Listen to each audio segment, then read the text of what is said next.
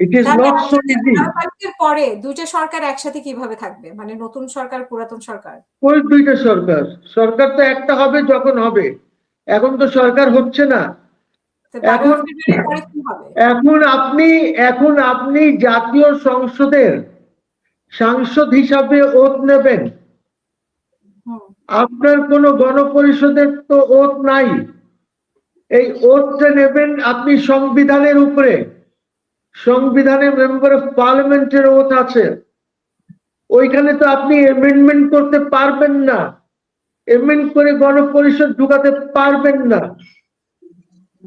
ইউসি, এই যে প্রতারণা হচ্ছে দেশ আর জাতির সাথে, রাষ্ট্রের সাথে, এইটা কেন বোঝে না? আই এম শিওর সালাউদ্দিন সাহেব বোঝেন এটা, কেউ বুঝুক বা না বুঝুক, একটা ব্যক্তি যার নাম সালাউদ্দিন উনি নিজেই বোঝেন, উনি বোঝেন সংবিধান কি জিনিস, কিভাবে কি করতে হবে। তো এই হলো অবস্থা। মাই স্ট্যান্ড ইজ স্ট্রেট নো এটার জন্য, একদম স্ট্রেট কথা, বিকজ এটা বেআইনি, সংবিধানের পরিপন্থী। সো আমি যদি ভোট দেই, না ভোট দেব, এক নম্বর। দুই নম্বর হচ্ছে দুনিয়াতে আর পৃথিবীতে এরকম ইঞ্জিনিয়ার ইলেকশন হয়তো আপনারা দেখেন নাই। এই ব্যালট গুলি তো অলরেডি বিদেশ থেকে যেগুলি পোস্টাল ব্যালটস গুলি এসেছে, সেগুলি তো অলরেডি সিল মারা আছে, আর এই গণভোটেরও সিল মারা থাকবে সব।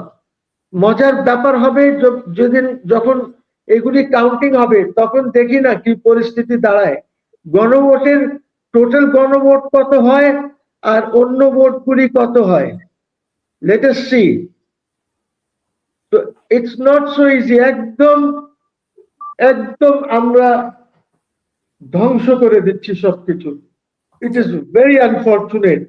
লোকজনের এত আস্থা ছিল এই লোকটার উপরে, ইউনূস, কিন্তু ইউনূস জনগণের আস্থার ধ্বংস করেছে এনজিও সরকার করে এবং বিদেশ থেকে লোকজন এনে।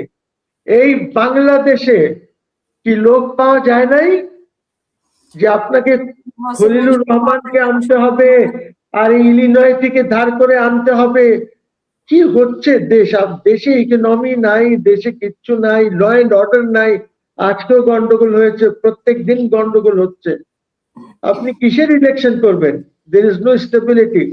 বরঞ্চ আমি তো বলি যে টপ নেতা যারা আছেন ওদের সিকিউরিটি অনেক বেশি ইনহ্যান্স করতে হবে, নাহলে যদি কোনো অঘটন ঘটে যায়, oh my god, I don't know what will happen.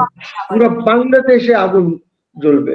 এই যে দুইটা শীর্ষ নেতা, তারেক জিয়া সাহেব এবং কি নাম জামাতের ডক্টর সাহেব, ওনার থেকে দুজনকে খুব সিকিউর অবস্থায় রাখতে হবে, খুবই সিকিউর অবস্থায় রাখতে হবে।